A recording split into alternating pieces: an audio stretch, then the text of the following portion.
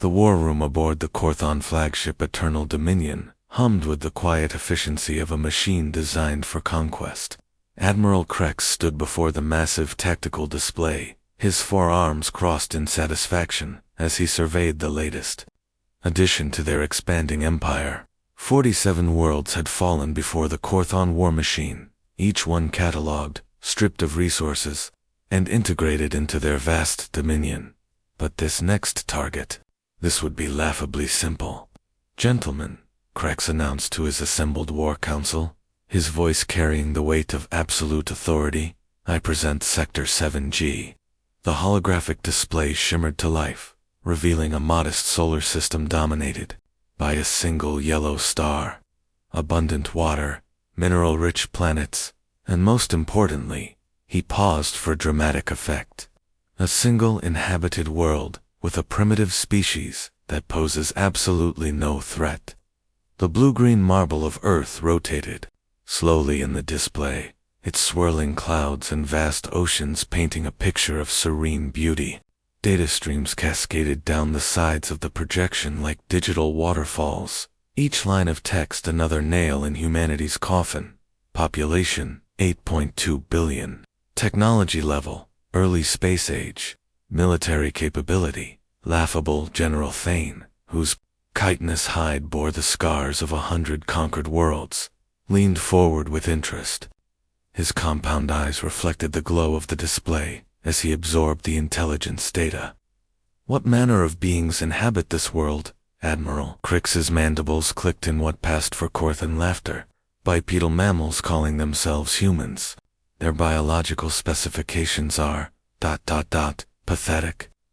He gestured with one of his primary arms, and the display zoomed in on anatomical diagrams that had been compiled from long-range biological scans. No natural armor plating, no venomous appendages, no electromagnetic discharge capabilities. Their bone structure is so fragile that their own gravity can break them if they fall incorrectly. The assembled officers murmured among themselves, a sound like rustling leaves mixed with grinding metal. In their collective experience spanning thousands of conquered species, they had never encountered beings so seemingly defenseless. "Their strongest specimens," Krex continued, clearly enjoying the presentation, "cannot lift more than twice their own body weight. Compare this to our shock troopers, who routinely carry equipment masses exceeding 10 times their body weight, while maintaining combat effectiveness." He paused, letting the implications sink in. They require constant thermal regulation to survive, consume resources at an inefficient rate, and their maximum lifespan barely reaches 1 standard century. Commander Zeth, the Empire's chief xenobiologist, accessed his portable data unit with practiced efficiency. "Sir, preliminary psychological profiles suggest they're also emotionally unstable. They frequently engage in internal conflicts over trivial resource disputes and ideological differences. Social cohesion appears minimal. But here's where the Korthon assessment would prove catastrophically wrong, though they wouldn't realize it until far too late." General Thane's scarred features arranged themselves into what might have been a smile. "Standard pacification protocol then. Orbital bombardment of primary population centers to demonstrate our superiority, followed by ground operations to secure valuable infrastructure." "Precisely," Krex confirmed. "Intelligence estimates. Complete planetary subjugation within 3 standard cycles, possibly less, given their primitive defensive capabilities." He gestured again, and tactical projections appeared, showing major human cities highlighted in red. "We'll target their largest population centers first. New York, London, Tokyo, Moscow. Once their leadership structure collapses, the remaining population will surrender immediately." What the Korthon couldn't know what their advanced sensors and analytical algorithms had completely missed was that they were about to encounter something their empire had never faced before. Not a species that would break under pressure, but one that would transform because of it, 8,000 miles away. In a small apartment outside Fort Bragg, North Carolina, Captain Jake Morrison sat at his kitchen table, methodically cleaning his service rifle, the weapon a battle-worn M4 carbine that had seen action across 3 continents gleamed under the harsh fluorescent light as he worked. Each component was cleaned, inspected, and reassembled with the kind of mechanical precision that comes from muscle memory. Built over 15 years of military service, Morrison had enlisted straight out of high school, driven by a combination of patriotic duty and a desperate need to escape the crushing poverty of his Rust Belt hometown. The Marine Corps had given him purpose, discipline, and more combat experience than any one person should have to carry. Syria had taught him patience. Afghanistan had taught him resilience. The corporate wars had taught him that sometimes the good guys don't wear uniforms, but nothing absolutely. Nothing had prepared him for what happened next. The sky above major cities around the world simply changed. One moment, it was empty blue infinity. The next it was filled with structures so massive they defied comprehension. Ships the size of Manhattan hung motionless above New York, London, Beijing, and dozens of other metropolitan areas. They cast shadows that turned noon into twilight, their hulls reflecting sunlight in ways that hurt to look at directly. Morrison's phone exploded with emergency broadcasts, social media alerts, and frantic calls from his unit. But he didn't need confirmation from command to understand what he was seeing. His combat-trained mind processed the implications with crystalline clarity. Humanity was no longer alone in the universe, and these visitors hadn't come in peace. The ultimatum arrived exactly 12 hours after the ships appeared, broadcast simultaneously across every communication network on Earth. The voice was mechanically translated but carried an unmistakable tone of absolute authority. Primitive beings of the third planet, you have been selected for integration into the Korthon Empire. Surrender unconditionally, and your species will be preserved as a labor force. Resist, and face complete extinction. You have 72 hours to comply. Television networks scrambled to provide expert analysis. Social media platforms crashed under the weight of billions of panicked posts. World leaders held emergency sessions behind closed doors. But in a small apartment in North Carolina, Jake Morrison simply smiled, the kind of cold, predatory smile that had made enemy combatants reconsider their life choices in a dozen different war zones. President Williams' response came within 6 hours.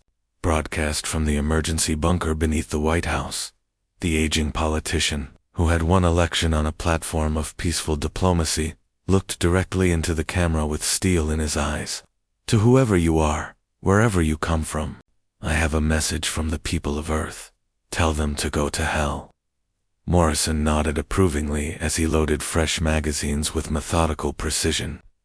The aliens clearly didn't understand what they were dealing with. They saw weakness where strength lay dormant. They saw fragility where resilience waited to be tested. They saw primitiveness where ingenuity prepared to be unleashed. As the first alien ships began descending toward major cities, Morrison grabbed his gear bag and headed for the door. His unit would be mobilizing within the hour, and there was work to be done. The aliens were about to learn something that every human soldier carried in their DNA, a lesson written in the blood of countless battlefields throughout human history. There's no such thing as an easy war, especially not against a species that had been preparing for this fight since the first human picked up a rock and decided to defend their family. The Korthon Empire was about to discover that their greatest miscalculation wasn't underestimating human technology or military capability. They had completely failed to understand the human spirit. The plasma beam that obliterated Seattle lasted exactly 14 seconds. 14 seconds to turn a city of 750,000 people into a smoking crater that glowed like the surface of the sun. The energy discharge was so intense that it cracked the bedrock 3 miles down, creating a geological scar that would remain visible from orbit for centuries. Staff Sergeant Lisa Parker watched it happen from her parents' house in Tacoma, 60 miles away. The flash lit up the horizon like a second sunrise, followed by a shock wave that rattled windows and set off car alarms for hundreds of miles. She stood on the front porch, still holding the phone that had gone dead mid-conversation with her sister Emma, who had been describing her daughter's first steps in their downtown apartment. Emma, her husband Mark, little Sophie, who was just learning to walk and had called Parker Auntie Wissa because she couldn't pronounce the L sound yet, gone, all of them. Vaporized in an instant by beings who saw human life as nothing more than an inconvenience to be swept aside. The Korthon High Command had calculated that such overwhelming displays of force would break human morale instantly. Their psychological warfare specialists had run thousands of simulations based on the behavioral patterns of previously conquered species. The formula was always the same: demonstrate absolute power, eliminate leadership structures, and watch civilizations crumble from within. They had never encountered a species that responded to tragedy by becoming more dangerous.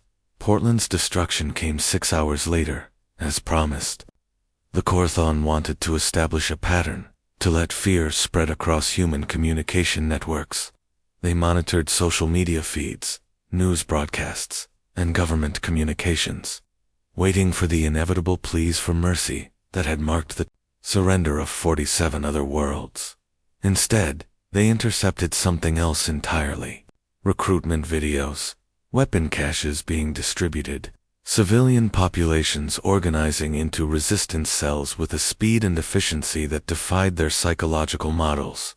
Rather than breaking under pressure, humans were crystallizing into something harder, sharper, infinitely more lethal. But perhaps most disturbing of all were the individual responses: people like Lisa Parker, who had transformed overnight from a military logistics specialist into something that would have given Korthon nightmares if they had been capable of dreaming.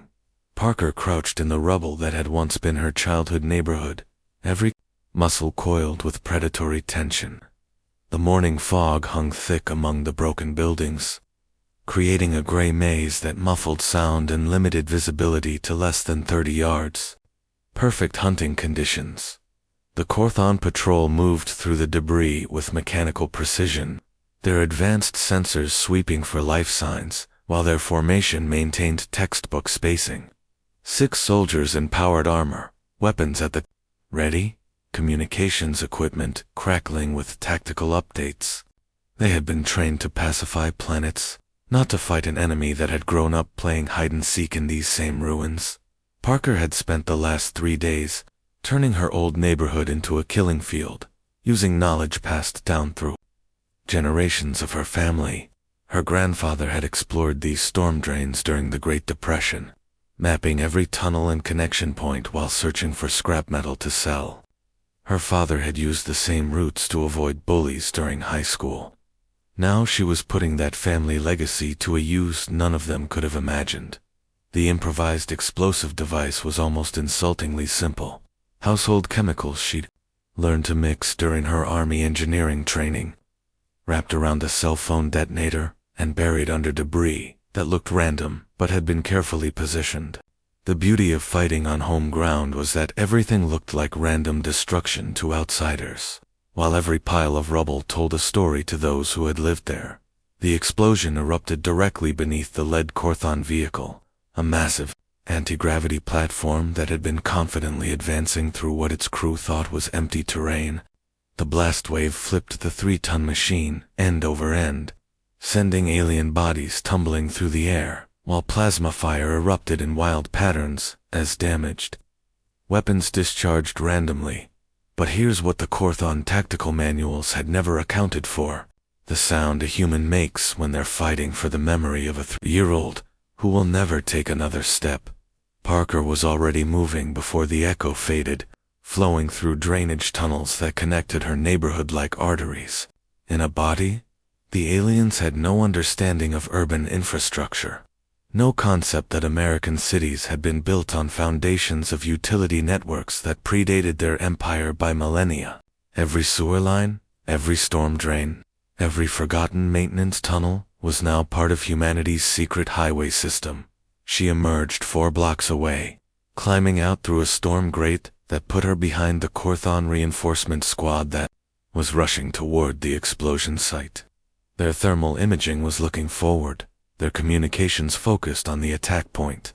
None of them were watching their 6 o'clock, because in their experience, primitive species didn't possess the tactical sophistication for coordinated ambushes. Another mistake. Another lesson they were about to learn the hard way.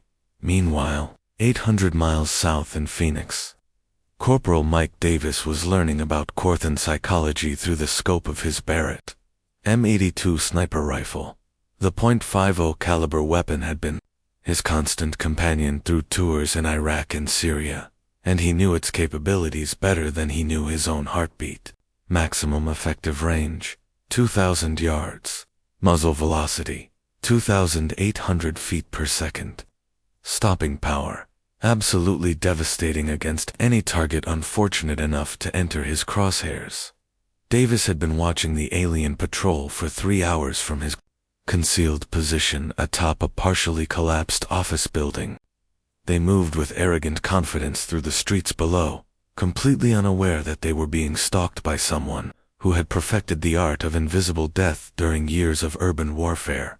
The images from their pacification operation the previous day still burned in his memory. Civilian executions broadcast live across surviving networks. Families lined up and shot for the crime of existing. Children screaming as their parents were cut down by plasma fire. Every sniper knew the golden rule: 1 shot, 1 kill. But Davis had learned something else during his years of combats. Sometimes, 1 shot could change the entire character of a war. The Korthon officer in his scope wore ceremonial armor marked with rank insignia that probably indicated decades of successful campaigns. He stood in the center of his formation, gesturing confidently while his subordinates secured what remained of downtown Phoenix. His posture radiated absolute authority, the bearing of someone who had never faced serious resistance. Davis controlled his breathing, feeling his heart rate slow to the mechanical rhythm that preceded perfect shots. The wind was negligible at this range. Temperature and humidity were within acceptable parameters. The target was stationary. Completely unaware of the crosshairs centered on his cranium, the Barrett bucked against his shoulder with familiar authority. The .50 caliber round covered the distance in less than a second, striking the alien officers. Helmet with kinetic energy that would have stopped a light vehicle.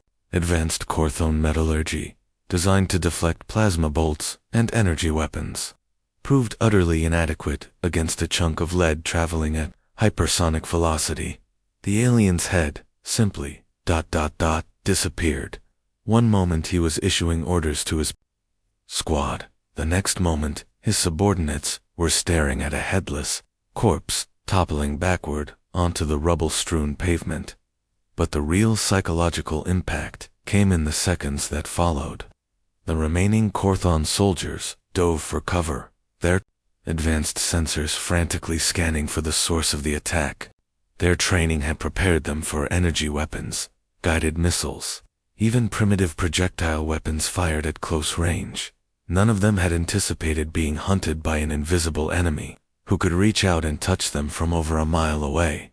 Davis was already packing his equipment, moving through predetermined routes he had memorized during weeks of careful reconnaissance. By the time the alien response team reached his firing position, he would be 8 blocks away, selecting his next target from a completely different angle.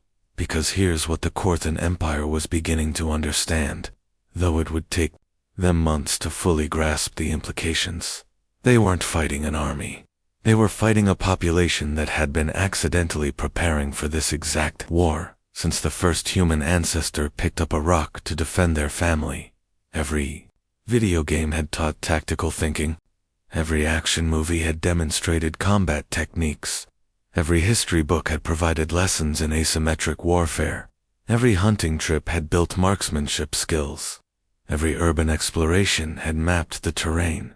The Korthon had expected to face a primitive military that would collapse under superior firepower. Instead, they had awakened something far more dangerous, an entire species of natural-born guerrilla fighters who understood their home ground better than any invader ever could, and the hunt was just beginning. The casualty reports streaming across Admiral Krex's tactical display defied every military doctrine the Korthon Empire had developed over 3 centuries of conquest. In the past 72 hours alone, they had lost 43 ground personnel, 6 armored vehicles, and 2 communication outposts. Not to coordinated military strikes or advanced weaponry, but to what their intelligence classified as random acts of primitive resistance. But Krex knew better. These weren't random acts. They were surgical strikes, executed with a precision that made his chitinous hide crawl with unease. Status report, Commander Vex, Krex ordered, his forearms manipulating holographic controls. With increasing agitation, Commander Vex approached the display with obvious reluctance, his mandibles clicking nervously. Sir, the situation on the surface continues to deteriorate. Our patrol routes are being compromised faster than we can establish new ones. Supply convoys require triple escort just to move basic materials between secured zones. Krex's compound, eyes focused with predatory intensity. Explain compromised, Commander. The humans appear to be studying our movement patterns with systematic precision, Vex replied, his voice dropping to barely above a whisper. They've learned our standard patrol timing down to the minute. They know which routes we prefer, which buildings we use for observation posts, even which individuals serve as squad leaders during specific shifts. The implications hit Krix like a plasma bolt to the thorax. You're suggesting these primitives are conducting intelligence operations. More than that, sir. They're adapting their tactics in real time. Last week they used simple explosive devices. Yesterday, they deployed coordinated ambushes involving multiple fire teams with overlapping fields of fire. This morning, Vex paused, consulting his datapad with trembling appendages. This morning they successfully predicted our response to their morning attack, and had positioned secondary ambush teams to catch our reinforcements. Now here's where the Korthon military mind, trained for conventional warfare against civilized opponents, began to crack under pressure it had never been designed to handle. Impossible, Krix roared, his voice echoing through the command center. They're barely evolved primates. Their technology is centuries behind ours. They don't even have functional space travel. But the evidence was streaming in faster than their analysts could process it. Combat footage from helmet cameras showed human fighters appearing from locations that sensors had marked as empty. Thermal imaging detected human signatures moments before attacks, only to lose them completely, seconds after strikes were completed. Most disturbing of all were the tactics themselves. These weren't the desperate flailings of a dying species, but the calculated moves of apex predators who had found their perfect hunting ground. The Korthon had expected to fight an army. Instead, they were being hunted by an entire population that treated urban warfare like a deadly game. They had been playing their entire lives. 800 miles southeast of the Korthon command ship, Lieutenant Colonel Sarah Mitchell crouched behind the twisted remains of a Chicago city bus, studying the tactical situation through eyes that burned with controlled fury. The memorial park spread out before her position, 2 acres of green space that had once been filled with children's laughter and weekend family picnics. Now it was a killing field, and the aliens advancing through it had made the mistake of choosing ground where her own daughter had once played. Mitchell's improvised battalion controlled exactly 6 square blocks of downtown Chicago, a seemingly insignificant patch of urban terrain that had become the Korthon Empire's worst nightmare, using nothing but debris from their destroyed city and the kind of stubborn determination that had built America. Her people had transformed those 6 blocks into a fortress that would have impressed the defenders of Stalingrad. Every building had been turned into a firing position. Every alley had become a kill zone. Every sewer grate and storm drain had been mapped, cleared, and turned into part of an underground highway system that allowed her fighters to appear and disappear like ghosts. The aliens had superior technology, but Mitchell's people had something more valuable. They were fighting for their homes on ground. They knew better than their own heartbeats. "Colonel," the voice crackled through her radio with barely contained panic. "Contact front. Full Corthon assault squad moving through Memorial Park. Estimated strength 12 hostiles." Mitchell felt something cold and lethal settle in her chest. Memorial Park. The same park where 8-year-old Emma Mitchell had fed ducks every Sunday morning before the bombardment. The same playground where she had pushed her daughter on swings while planning a future that aliens had stolen with plasma fire. The rage that filled her wasn't the hot, wild fury that led to tactical mistakes. This was something colder, more focused, the kind of controlled anger that turned ordinary people into legendary fighters.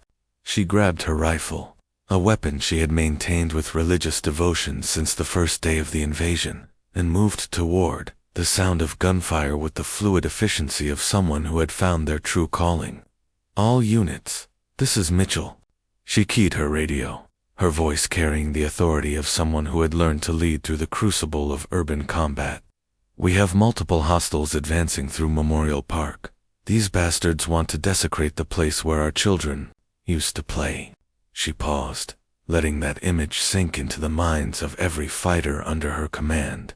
Every parent who had lost a child, every spouse who had buried a partner, every human being who had watched their world burn. "Weapons free," she continued, her voice dropping to a deadly whisper that somehow carried more menace than any shout. "Show them what happens when you threaten our children." The battle that followed would be studied in military colleges for generations, if any military colleges survived the war. The Corthon Assault Squad had been trained for conventional urban warfare against organized military resistance. They advanced in perfect formation, their powered armor gleaming in the afternoon sun, their plasma weapons charged and ready to eliminate any opposition. What they encountered instead was something their training manuals had never anticipated: a coordinated defense mounted by people who were fighting not just for territory, but for memory itself. Mitchell's first shot took down the squad leader at 400 yards, a precision shot that would have made her old Marine Corps instructors weep with pride. But that was just the opening note in a symphony of violence that erupted across the park like a deadly thunderstorm. Human fighters emerged from concealed positions that hadn't existed on any map, firing from angles that shouldn't have been possible. The playground equipment that had once echoed with children's laughter had been converted into hardened fighting positions. The duck pond where families had spent lazy Sunday afternoons had become a kill zone covered by interlocking fields of fire. The Corthon returned fire with devastating effect, their plasma weapons turning trees into torches and playground equipment into molten slag. But for every position they destroyed, 2 more opened up. For every human fighter they eliminated, 3 more seemed to materialize from the urban landscape itself. The aliens had superior individual firepower, but the humans had something more dangerous. They were fighting on ground they understood, with a fury born from genuine loss. 4 hours later, when the smoke finally cleared and the last plasma bolt had been fired, 17 Corthon bodies littered the Memorial Park. Their advanced armor had been pierced by everything from high-powered rifle rounds to improvised explosives built from household chemicals. Their superior technology had been defeated by tactics that were older than civilization itself. "No, you're ground. Use every advantage, and never give up." Mitchell's forces had taken 3 casualties. 3 human lives lost defending the memory of countless more who had been murdered in the initial bombardment. As she walked through the aftermath, checking on her people and coordinating the salvage of alien equipment, Mitchell realized something that would have terrified the Corthon High Command if they had understood its implications. Her fighters weren't just holding ground anymore, they were learning from every engagement, adapting to alien tactics faster than the Korthan could modify their own strategies. The humans were evolving in real time, transforming from desperate survivors into something far more dangerous. They were becoming what they had always been, deep in their genetic memory persistence, hunters who never gave up, never stopped learning, and never forgot a wrong that needed to be righted. But the most terrifying realization of all was still to come. As Mitchell studied the captured alien equipment and intercepted communications, she began to understand a truth that would change the entire character of the war. The Korthan weren't just losing individual battles. They were losing the ability to adapt as quickly as their supposedly primitive enemies. And in warfare, the side that learns faster wins. The question was, how long would it take the aliens to realize? They weren't fighting humans anymore. They were creating something entirely new. Master Sergeant Tom Bradley had become something the Korthan Empire had never encountered in 3 centuries of conquesta. Human being pushed beyond the normal limits of his species. For 6 weeks, he had stalked alien patrols through the ruins of Detroit with the patience of a natural predator and the precision of a surgical instrument. His body count stood at 43 confirmed kills, each one a small act of vengeance for a world that had been torn apart by beings who saw humans as nothing more than obstacles to be cleared. But tonight was different. Tonight Bradley had found the architect of his city's destruction. General Vex commanded the Korthan ground forces in the entire Great Lakes sector. A veteran of 27 planetary conquests who had earned his rank through methodical brutality and tactical brilliance. His mobile command post was a fortress of alien technology, energy shields, motion detectors, thermal imaging arrays, and a full squad of elite guards who had been handpicked from the Empire's most feared shock troops. The general believed he was untouchable. He had no understanding of what humans could become when everything they loved had been stripped away. Bradley lay motionless in a drainage culvert that ran beneath the command post's perimeter, his body pressed against cold concrete that still smelled of sewage and decay. He had been in this exact position since dawn, 18 hours of absolute stillness that would have been impossible for most humans. But Bradley wasn't most humans anymore. The war had changed him, refined him, turned him into something evolution had been preparing for millennia without knowing it. His ghillie suit was a masterpiece of urban camouflage, woven from debris that had once been his neighbors' homes. Fragments of wallpaper from the house where Mrs. Peterson had baked cookies for the neighborhood kids. Strips of carpet from the apartment where the Rodriguez family had celebrated their daughter's quinceañera, just weeks before the bombardment. Every thread told a story of loss, and every story fed the cold fire that kept him absolutely motionless, even as his muscles screamed for movement. The thermal sensors sweeping the area registered his body temperature as ambient background heat. His breathing was so controlled that the motion detectors classified him as inanimate debris. To every piece of alien technology designed to find hidden enemies, Tom Bradley simply didn't exist.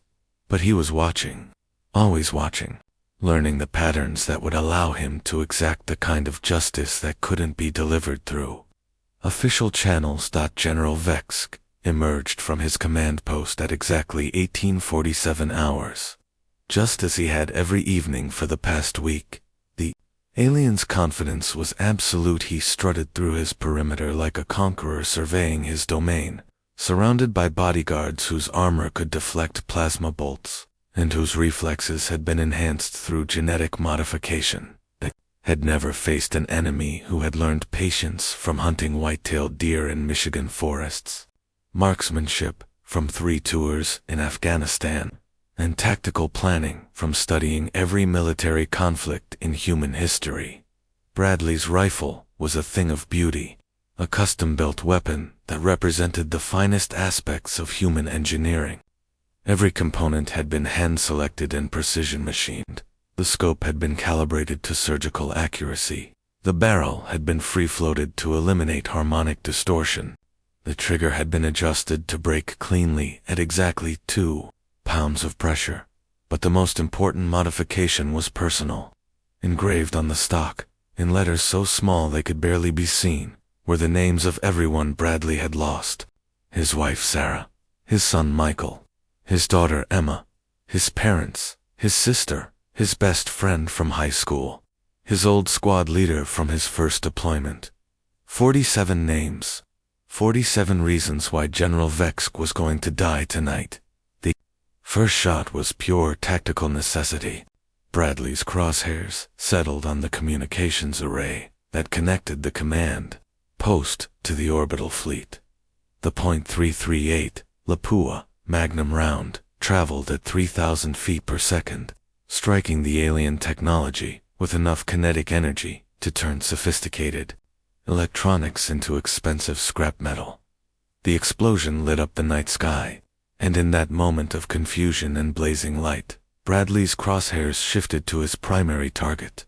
General Vex had approximately 0.7 seconds to realize that his conquest of Earth had just become personal. The second shot entered the base of his skull and exited through his compound eyes, carrying with it 3 centuries of military experience and the arrogant confidence of a species that had never lost a war. The bodyguards were already moving, their enhanced reflexes allowing them to react with superhuman speed. But superhuman wasn't enough when facing someone who had transcended normal human limitations through the alchemy of loss and rage. Bradley's third and fourth shots dropped the 2 nearest guards before they could complete their defensive movements, each round placed with the kind of precision that comes from understanding that missing means letting murderers live. Then, in the space between heartbeats, Tom Bradley simply disappeared. The remaining guards found nothing. No heat signature, no movement, no trace of the sniper who had just decapitated their entire command structure. By the time reinforcements arrived, Bradley was already moving through storm drains that connected to tunnels that led to abandoned subway lines that emerged in buildings that had been mapped and prepared weeks in advance. The Corthan had superior technology, but Bradley had something more valuable. He knew every inch of his hunting ground, and he had learned to move through it like smoke given lethal purpose. What the aliens didn't understand, what their psychological profiles had completely failed to predict, was that humans didn't just adapt to warfare. They evolved during it. They became more than they had been, transformed by necessity into something their enemies couldn't comprehend or counter. 300 miles east, Captain Jennifer Hayes sat in the basement of what had once been the Pentagon, monitoring communications. Intercepts that painted a picture of an empire beginning to crack under pressure it had never expected to face. The decoded Corthon transmissions were being analyzed by the best cryptographers who had survived the initial bombardment, and their findings were simultaneously encouraging and terrifying.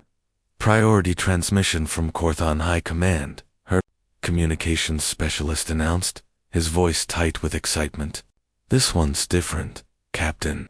They're not talking to field units. This is strategic-level communication. Hayes leaned forward, studying the translation that appeared on her screen. What she read there made her blood run cold, not with fear, but with the kind of savage satisfaction that comes from watching bullies realize they've picked the wrong fight. All unit commanders, the alien message began. The translation software struggling to convey the obvious stress in the original communication. Be advised that human combatants display unprecedented aggression patterns. Previous biological assessments were fundamentally flawed. When threatened, these beings appear to undergo psychological changes that dramatically increase combat effectiveness beyond predicted parameters. Hayes smiled, but there was nothing warm about the expression. It was the smile of a predator, recognizing that her prey was finally beginning to understand the nature of the trap they had walked into. The transmission continued, each line revealing more about the Corthan Empire's growing panic. Furthermore, standard pacification protocols have failed completely across all operational theaters.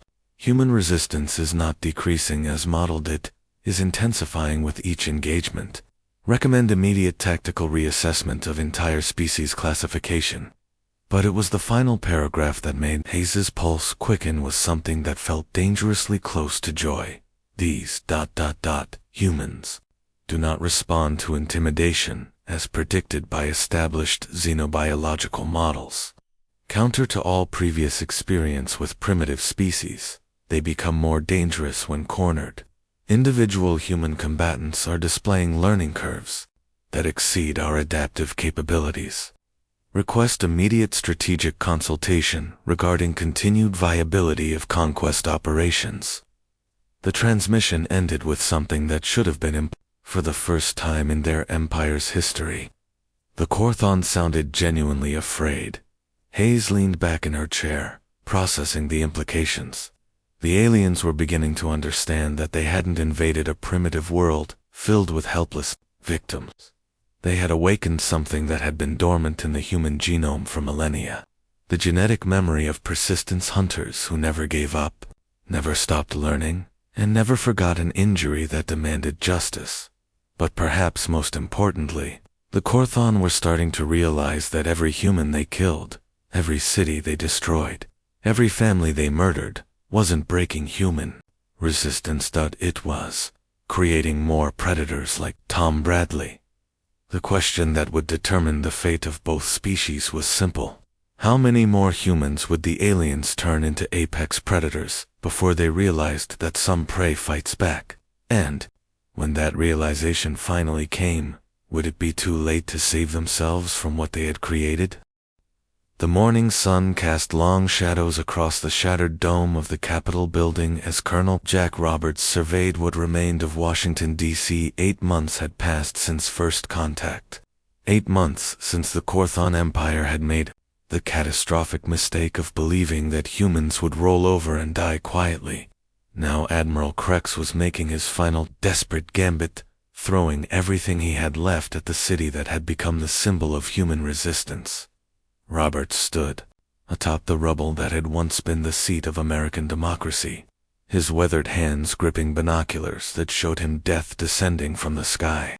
The Korthon fleet filled the horizon like a plague of metallic locusts, hundreds of ships ranging from massive dreadnoughts to nimble attack craft, all converging on the 6 square miles of urban wasteland that his people had transformed into humanity's last fortress. 8 months ago, Jack Roberts had been a Pentagon staff officer, pushing papers and planning logistics for wars that seemed safely theoretical. Now, he commanded an army that shouldn't have existed. 15,000 survivors, who had crawled out of the ashes of civilization and decided that dying on their feet was preferable to living on their knees. They weren't really soldiers anymore. If they had ever been, they were something else entirely. Something the universe had never seen before. "Colonel," came the voice of Captain Maria Santos through his radio. "We're getting massive energy readings from the Korthon fleet. Looks like they're charging weapons for simultaneous bombardment of the entire district." Roberts smiled, but there was nothing pleasant about the expression. It was the smile of a man who had watched his world burn and discovered that some things are worth more than survival. "Let them come, Maria. They still don't understand what they're dealing with." Below him, spread throughout the ruins of the Capitol, his ragtag army waited with the patience of natural predators.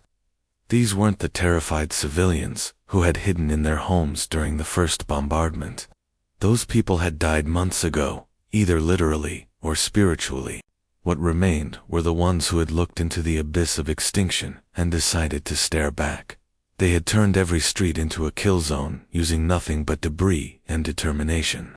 Every collapsed building had become a fortress. Every sewer tunnel had been mapped and fortified. Every piece of rubble had been positioned with tactical precision. Washington, D.C. wasn't just their stronghold, it was their web, and they were the spiders waiting at its center. "All units, this is Roberts," he broadcast across every frequency his people monitored. His voice carried the authority of someone who had learned to lead through 8 months of urban warfare that would have broken lesser commanders. "The Korthon are making their final push. They started this war 8 months ago thinking we were weak, thinking we would surrender after They showed us their superior firepower. He paused, letting his words sink into the minds of fighters who had lost everything except the will to make their enemies pay for every inch of American soil. Let's show them how wrong they were. The first wave of Korthan attack craft screamed. Overhead at supersonic speeds, their plasma cannons turning entire city blocks into molten slag.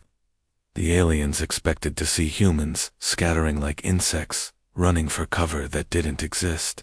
Instead, they encountered something their tactical computers couldn't process: coordinated resistance that seemed to emerge from the rubble itself. Staff. Sergeant Linda Cooper had been a supply clerk before the war, someone who worried about inventory spreadsheets and delivery schedules.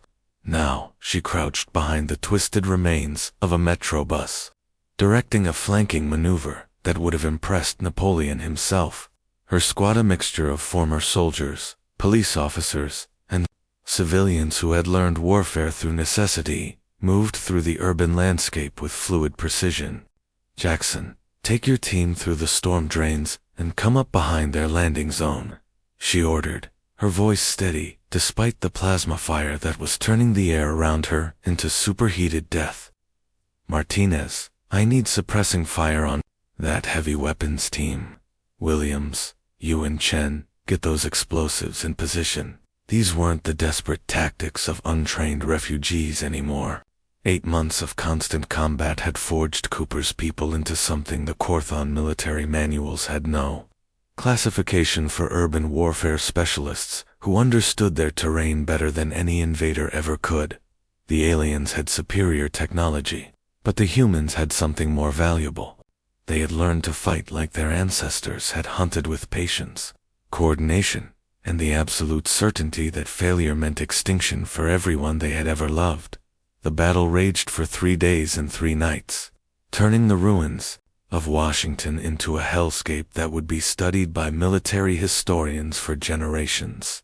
The Korthon threw everything they had at the human defenders: orbital bombardments that cracked the bedrock, ground assaults that should have overwhelmed any resistance, psychological warfare designed to break the will of primitive species. But here's what Admiral Krex and his strategic planners had never understood about humans: they don't break when cornered, they evolve. Every Korthon attack was met with tactics that hadn't existed the day before. Every alien advantage was countered by human ingenuity that turned weakness into strength. When the aliens used thermal imaging, the humans learned to mask their heat signatures with burning debris. When plasma weapons proved devastating in open areas, the humans fought from enclosed spaces where energy weapons lost their effectiveness. Most terrifying of all, from the Korthon perspective, was the realization that humans were still learning, still adapting, even as their world burned around them. On the morning of the 4th day, Admiral Krex stared at casualty reports that defied belief. His invasion force had been reduced by 60%. His ground commanders were requesting immediate evacuation. His psychological warfare specialists were reporting that human resistance was actually increasing as the battle continued. For the first time in 3 centuries of conquest, the Korthon Empire was facing the possibility of defeat at the hands of a supposedly primitive species. The retreat began at 0600 hours, with Korthon ships lifting off from positions they had held for days. But this wasn't a tactical withdrawal, it was a rout. The aliens were running from an enemy they couldn't understand, couldn't predict, and couldn't defeat. As the last Korthon transport disappeared into the atmosphere, Roberts received a transmission on open frequencies, a message being broadcast to every ship in the alien fleet. Species classification: human threat level, maximum. All units are advised to avoid contact. Previous assessments were fundamentally incorrect. These beings exhibit unprecedented combat evolution under pressure. They do not yield, they do not break. They become increasingly lethal when faced with extinction. Recommend immediate sector-wide withdrawal and quarantine protocols. 6 months later, Roberts stood in the same spot atop the Capitol ruins, watching the final Korthon ship disappear beyond the asteroid belt.